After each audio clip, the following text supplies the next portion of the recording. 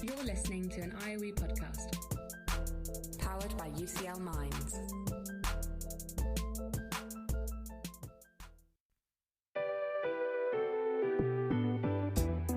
This is Research for the Real World. Conversations with researchers about the paths they've taken to shape our everyday lives.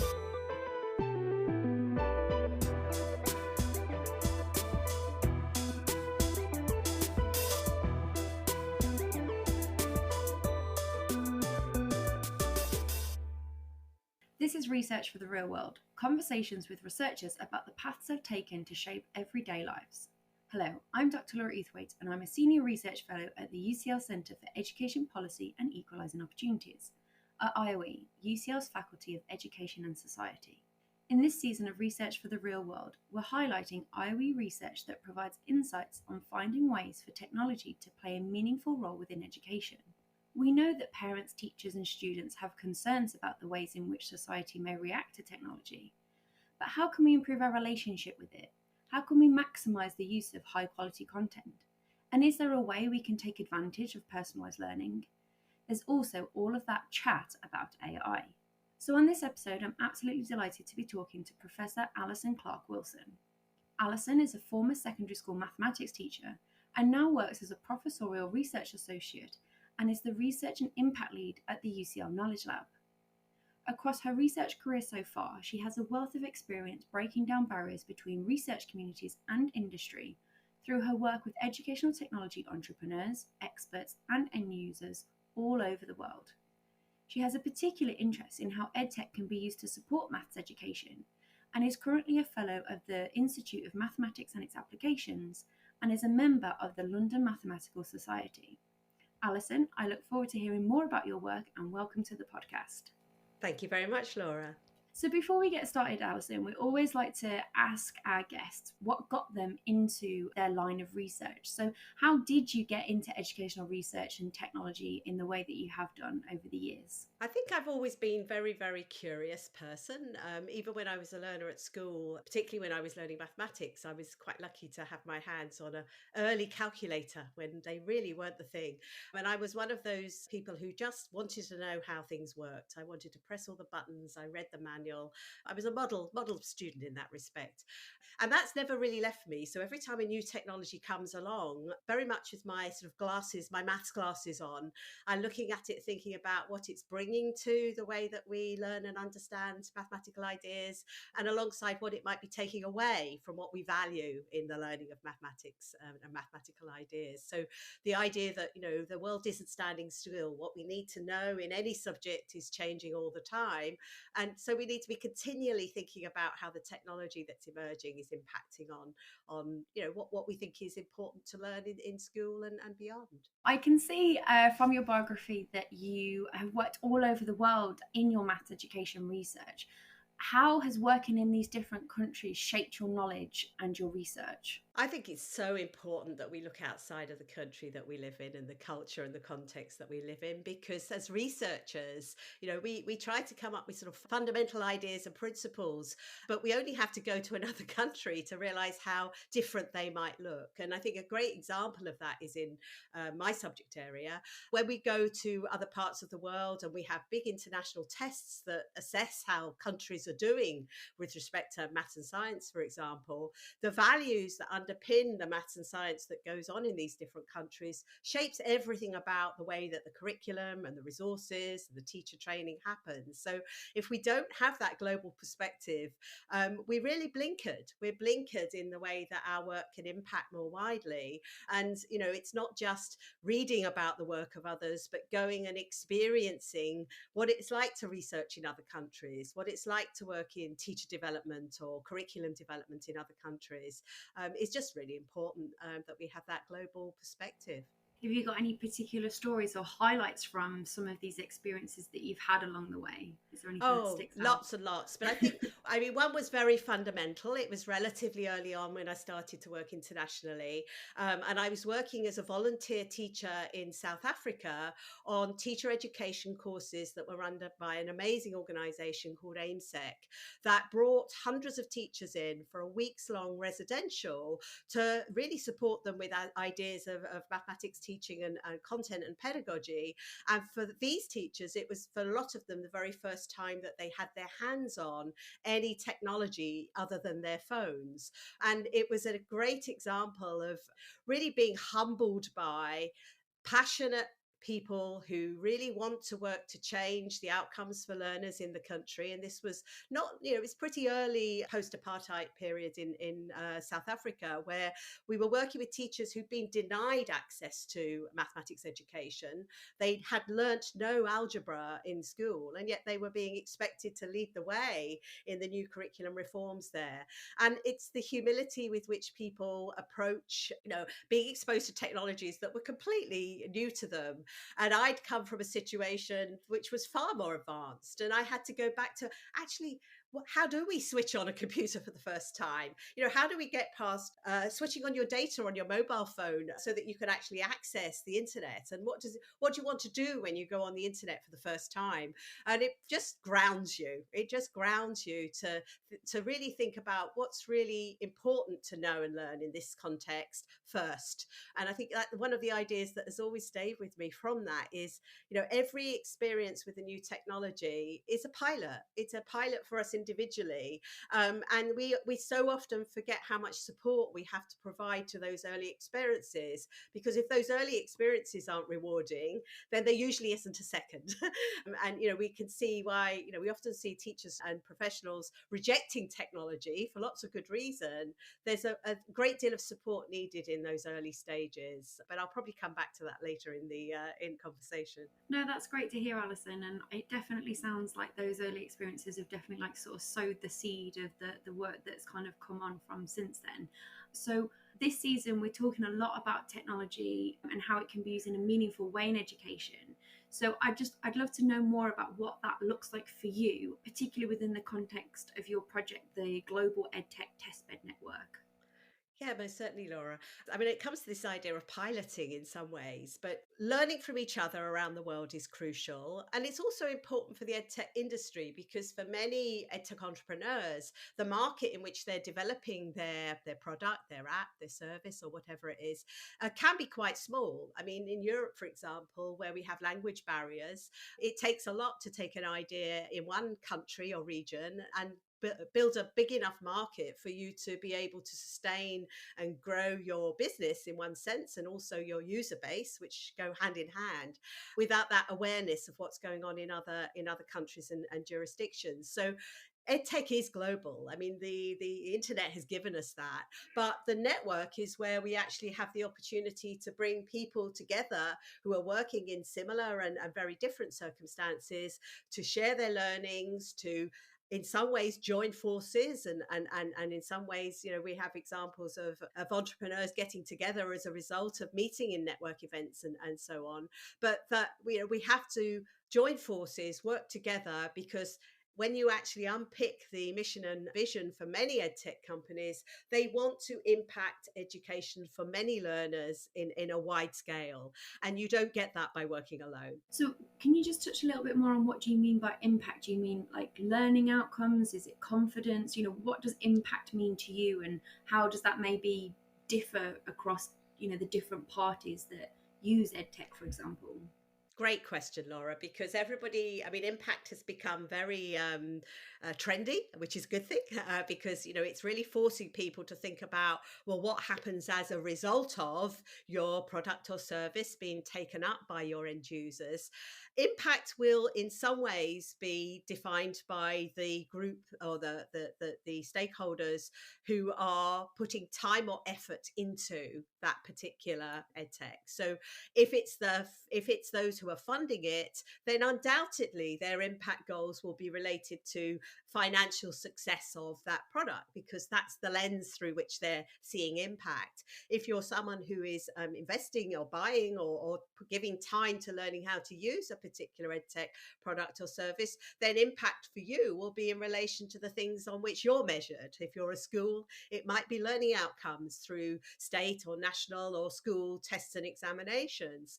If you're a more if it's a more societal set of values, so around mitigating learning loss, for example, or improving inclusion, or thinking about real issues for marginalized learners, then your impact measures will be different again. And the same product viewed through a different impact lens can have a very different story. And this is an interesting one because it's a challenge for the industry here, because most edtechs want to put themselves in their best possible light. So if you go on their websites, they're going to be very keen to put up the success stories.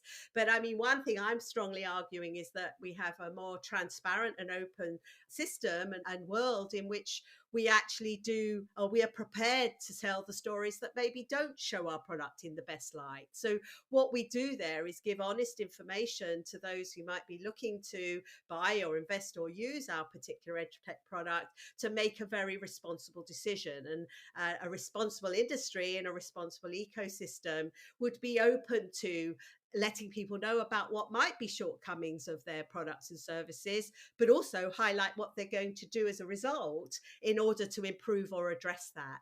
No, that's really interesting. And I think it also links to some of the things you're saying at the beginning about, the fact that we live in a very technology-based world and it's constantly evolving and we constantly need to think. And so actually, embracing that kind of continual change might really feed into that transparency as well, for sure. So you did just sort of allude to a lot of the kind of conflicting goals across the different sort of stakeholders that exist within educational technology. What do you consider the kind of the common goals for everyone that is involved? So for maybe across students, parents, and teachers? Yeah, I mean, I think the common goal is people are looking to make positive changes somewhere. Or let's say positive changes in terms of society or learning or professional outcomes or financial outcomes. These are all tangible things that in some ways you can measure.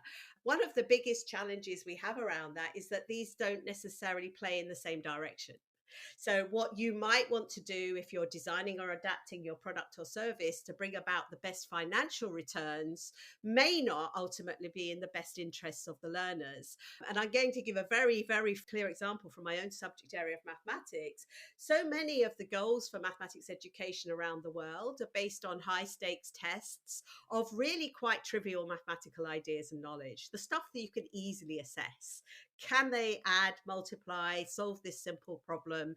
And these are things that technology lends itself to really well. So over the years, we've got a plethora, I would argue far too many EdTech products that really focus on the skills development and the assessment and feedback in relation to skills development. When actually, when we look out to the real world and this is research for the real world after all, but if we're looking at, what are the needs that we have in our citizens with respect to their mathematical literacy and their mathematical competencies, just to engage with the world that we live in now, it's a very, very different set of values to 100 years ago.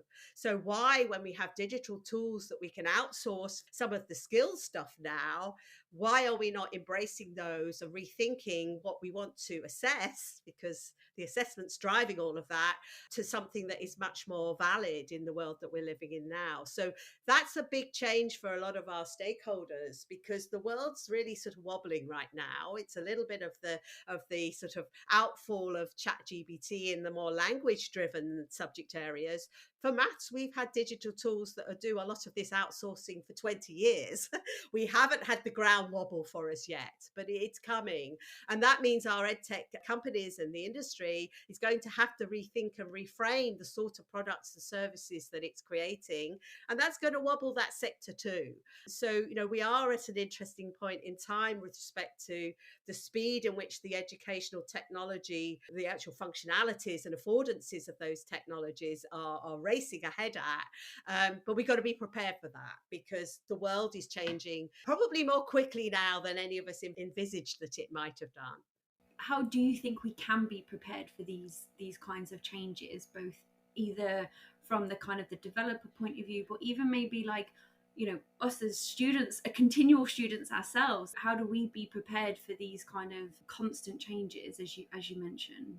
Yeah, I think it is a really challenging. I mean, we've got a number of big projects going on internationally and nationally that are looking at this. How do we reframe what school curricula look like? How do we reframe what assessment needs to be there? And I think there's 2 points I would make. Is one, we've always had a lot of attention on summative and formative assessment, which is very focused on sort of teaching. The missed form of assessment is ipsative, where essentially we are thinking about how we progress against a measure of ourselves and thinking about assessment more in relation to the individual or in groups, because learning is most productive when it's social and involves different subject areas, different disciplines.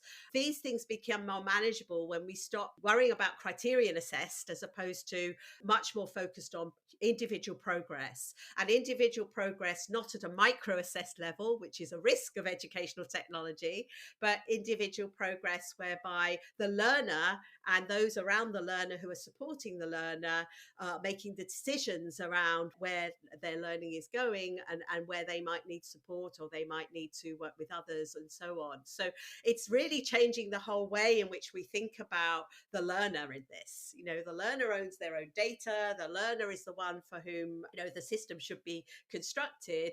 But doing that at scale is where the challenge comes in. So, schooling is trying to bring this together in a way that is more manageable. So we have challenges in how we reposition the learner in everything, really.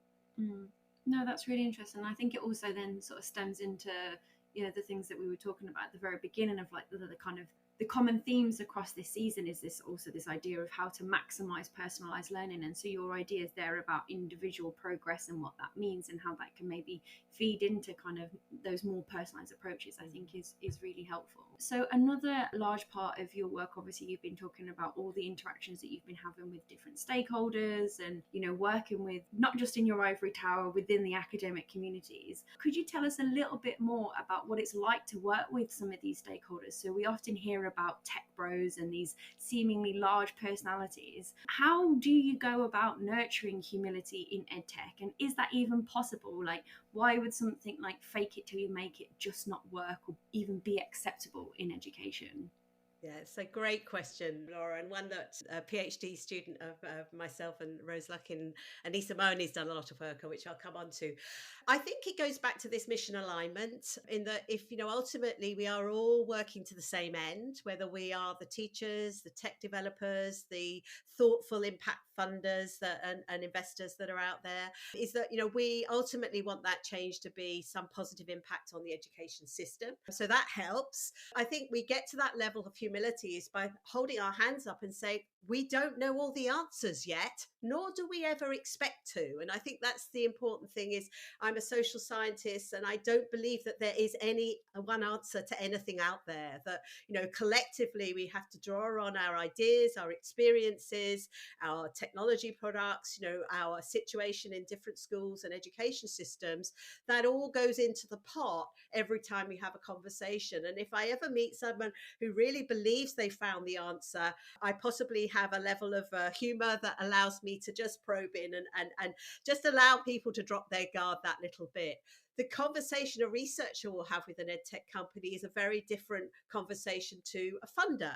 And, we have this culture of fake it till you make it, because ultimately companies are expected to pitch their ideas as if they've made it. That's their story. They're telling the story of what they think will happen as an impact as a result of them building this thing that they need your money to build. So I think that it's that shift in literally putting that into the future tense. It's expressed as being in the past tense. If all we did is have that level of humility that says, this is where I'm coming from. These are my foundational ideas on which I'm building my product. This is what the people around say about my idea. and this is the idea that I'm pitching to you. And that's why, that's why I might need this, this, and this in order to make that happen. I honestly think it's as simple as that, because, ultimately it's finding partners in a journey that align with your mission, that are going to support you. And if you've put out that pretense, then, that's how we hear the Elizabeth Elizabeth Holmes' story play out. Is, the reality is it wasn't there, and worse than that, the culture was the company was siloed such that no one department would ever know that the other department wasn't working either. So this brings me to Anissa's really interesting PhD study that she did at UCL a few years ago, which led to this idea of these 6 really important, we call them superpowers, of EdTech companies that mean that they are most likely to go ahead and build impactful products. And this really touches on aspects of the leadership vision, of the learning culture inside the company, on some level of research know-how within the company, of some action orientation. So if they learn things, they do something about it. They don't just sit on data that might need them to address their products in some ways. But that sense that by understanding inside the organization your capacities, the sorts of assets that you draw on in your company, and the practices that you have inside your company, that EdTech companies can work as a team to be forever striving for the most impactful product that they can in the context in which they're working. And I think that's the change, that broad awareness then really enables the company to be honest and transparent and be prepared to put on a website, that, this is what our product does really well now. This is what we're working on because, we want to also improve these aspects of it. And that's how you build trust in the system. Yeah, that sounds really interesting. And I'd love to know a little bit more, like in terms of these sort of 6 superpowers, like how has the sector responded to those kind of ideas? Like you've mentioned that we need that shift. Like, has there been any kind of, you might not be able to sort of name names, but has there been a good response to that? Like, have people gone, you know what, actually that's a really cool idea, and I really embrace that element of trust that you've mentioned? Yes, I mean, you need to invite Anissa on because she'll be able to speak much more fully about her own work. But even 2 years out, it's now being taken up as a tool in procurement processes, particularly for districts in the US, where they often will do due diligence. That means checking through to make sure that aspects of the product will fit for the schools that it's being purchased for. On the product itself, they'll have a little bit of the underpinning research, if there is any, but they really don't have their sense of, is this a company that we can form a long-term partnership with? And, for anyone buying an EdTech product, you are entering into a relationship with those product developers. You're putting a lot of trust in their system and their product. And what a lot of people increasingly realize, it's not about the products, it's about the people who are building them. And if we can form a relationship and we trust them and what they tell us about how their product's developing, or how it might be best implemented, or how they can help us to understand if it's working for our learners in our context, that this superpower assessment, which is essentially a bit like a Myers-Briggs personality test, except it's something that is taken by the leadership team inside the organization, really reveals what's going well and what aspects that company might need to work on. So it in itself is a formative tool to help the company to maybe employ new people into the team that bring in things that are missing, or maybe look at how they communicate internally on some of the things that they're learning about as they build their products out. So that's one model, is it used in procurement, but other companies are realizing it's just a great, nice badge to have. And it really helps them to understand how they can recruit to really improve that leadership team so that they stay mission aligned, because that's really what it all boils down to. Having empathetic funders is also helpful. So that means, you sometimes need people who are funding the investment into the EdTech products that really understand education is a long game, and it's a long game where there might actually never be an ending. So this sense that, you will be continually trying to understand if and how your product is working for the context that you're designing it for, and that will always have a cost, as in that R&D budget, research and development, is the sort of common budget that sort of would fund potentially educational research. It usually goes towards market research, or it goes to usability research or user design research. There needs to be this element that's looking at impact research. So I think as long as we can encourage educational technology companies to never take their eye off that impact ball, then they will also have the confidence to know that they are doing something that is going to ultimately do good in the world somewhere. Definitely. And I think that also links very nicely to the stuff that you were talking earlier about the global EdTech testbed network, in terms of, like, often entrepreneurs, they're entrepreneurs, they're not necessarily researchers. And so being able to make those connections to do that impact-based research, I think, is really important. So you also mentioned that a lot of the technology that is out at the moment, particularly within the area of maths, is very focused around practice-based, or the practice of specific skills. And I know in some of the research that I've done previously, that you were very kindly part of our advisory group, that we found that the majority of the educational maths apps for young children had been very much focused on, like you say, the practice of very specific skills, and not necessarily the translation of those kind of isolated skills into everyday life and other situations.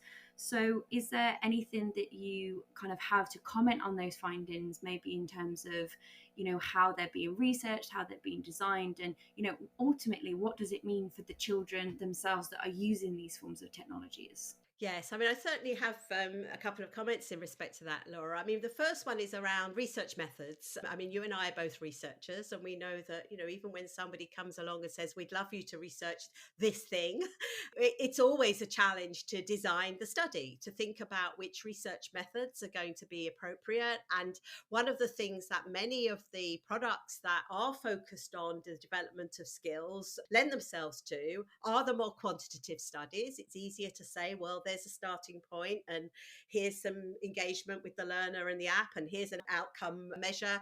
Let's look and see how they did, when they're working individually and answering questions that might only be right or wrong. I mean, that sort of lends itself to those types of studies. Whereas actually, and it goes back to my earlier point around what we value in mathematics, if we actually want students and children to be applying these ideas in real situations, sometimes with others, sometimes bringing in ideas from outside mathematics, so some application in their real world, these need different methods. And it is harder to design the more qualitative or mixed method studies that bring in these broader ideas. So fewer of those studies get funded, and actually they tend to be more expensive because they require maybe you to do interviews or go and observe, and they're also more difficult to report and get published. So we're slightly skewed by what appears in the research literature when we do a literature study. Also, some of the companies think that the quantitative methods are the desirable ones, that it's only really a very useful set of outcomes from a research study when we can do this. It works in a very quantitative way. So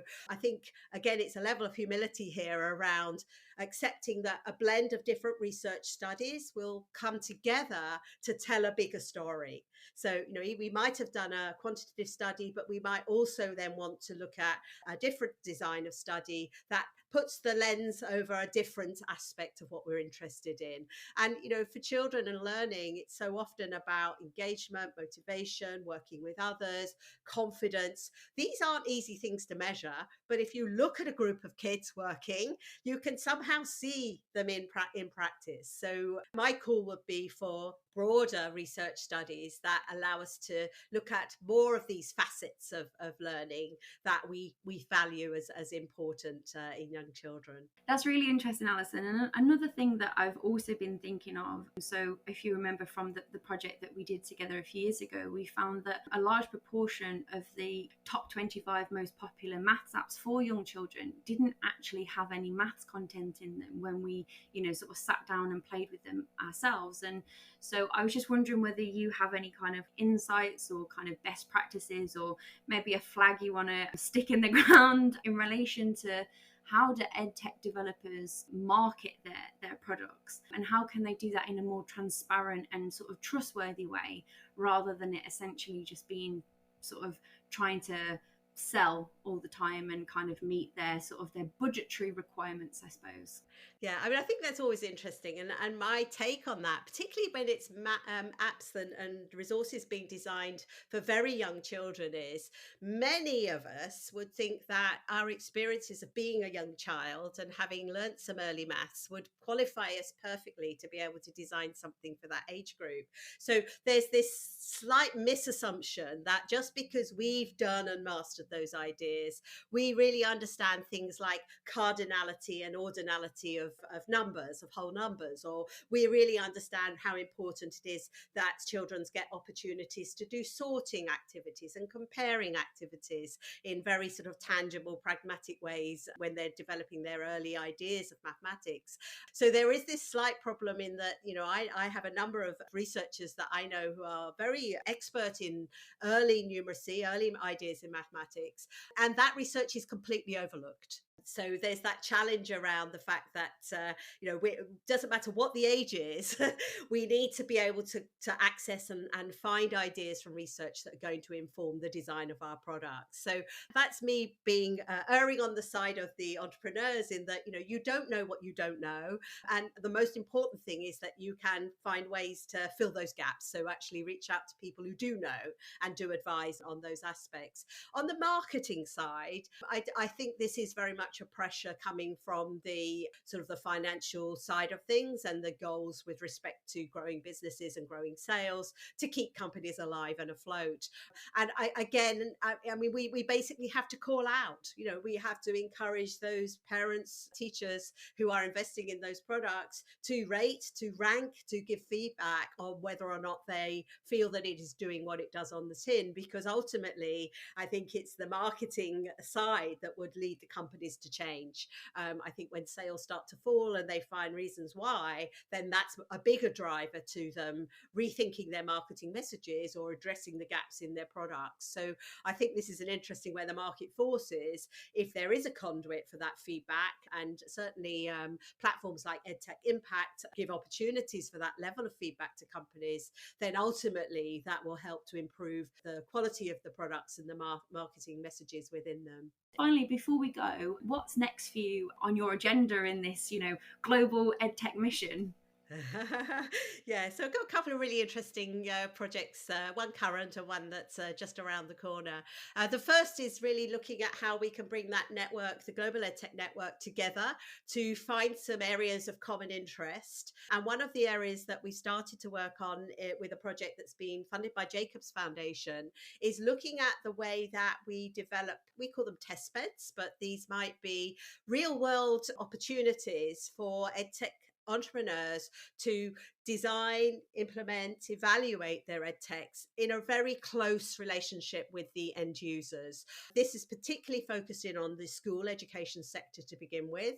But what we're learning from the work we've been able to do so far is that there is a common interest in designing more systemic ways of doing this. So by systemic ways, this means that we have testbed opportunities that allow a pipeline of edtechs to come into, connect with lots and lots and lots of different schools and teachers and educational settings, and involve regular and sustained ways of working with researchers so that we can all share our expertise, knowledge and practices such that we all learn. So, researchers learn to develop better methods, for example, and schools and teachers get opportunities to try technologies first and inform the way that those technologies design. And this is really what the EdTech entrepreneurs and the early startups are desperate for, that opportunity to get closer to their end users. I haven't met an EdTech company that hasn't wanted to do that ever. It's been the mechanism for it. So, when we've got a whole world full of teachers and schools that need to be supported to develop their digital capacities and competencies, then one way to do that is to allow for these close engagements. Now, the challenge or the risks, if you like, to these models is time, space, who pays. So these are some of the things that this global network is really looking to see how we can support different governments and regions to think about this in a more systemic way, to simultaneously address the need to support teachers to continually upskill on their digital skills, alongside providing opportunities for the best EdTech products to be iterated on to try to address the educational challenges in that particular country or region. And in an early project meeting we had earlier this year, we had a Minister of Education from Malawi in the room with major funders of EdTech from South America, alongside key people from some of the educational foundations who are providing a lot of philanthropic philanthropic money into the sector, grappling with what that might need to look like in low, middle or highly resourced EdTech ecosystems. So an exciting project that really looks to be providing an opportunity to share knowledge and practice on a global scale, but hopefully influence the way in which the direction of travel might happen around the world for the next 5 or 10 years. The second project is building on Nisa Mahoney's PhD, and this is quite exciting because at the time of we're recording here, we are into the final stages of a quite prestigious EdTech competition in the US called the Tools Competition.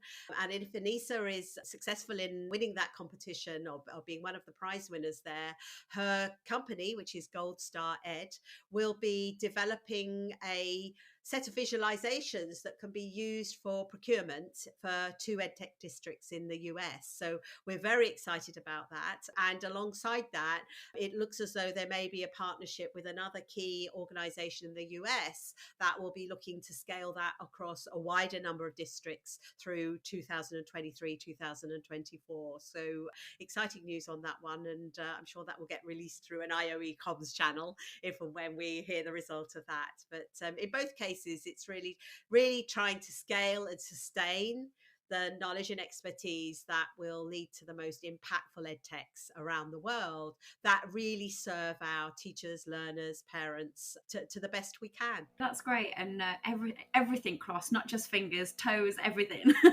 And yeah, good luck with all of it. You know, like I say, you're doing some fantastic work, and it's great to see that, you know, I know it's in our title, but you know, the research being translated into the real world for real impact, and ultimately helping, you know, children, parents, end users, whoever they may be, in really meaningful ways. So yeah, congratulations, and yeah, good luck with all your future work. Thank you very much, Laura. You can follow Alison on Twitter at Ali Clark-Wilson. That's ALICLARWILSON to learn more about her research. Some of what we've covered today is also available in the episode notes. If you've enjoyed today's episode, we have an archive of 19 past seasons.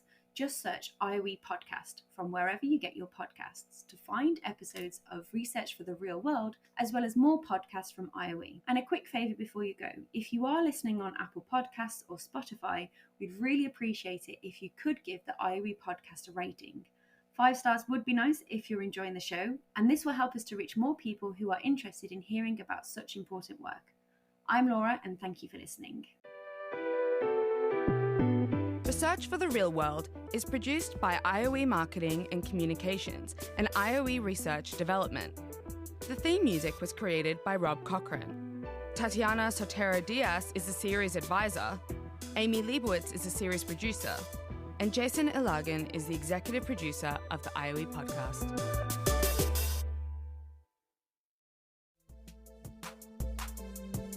Thanks so much for downloading and listening to this IOE podcast.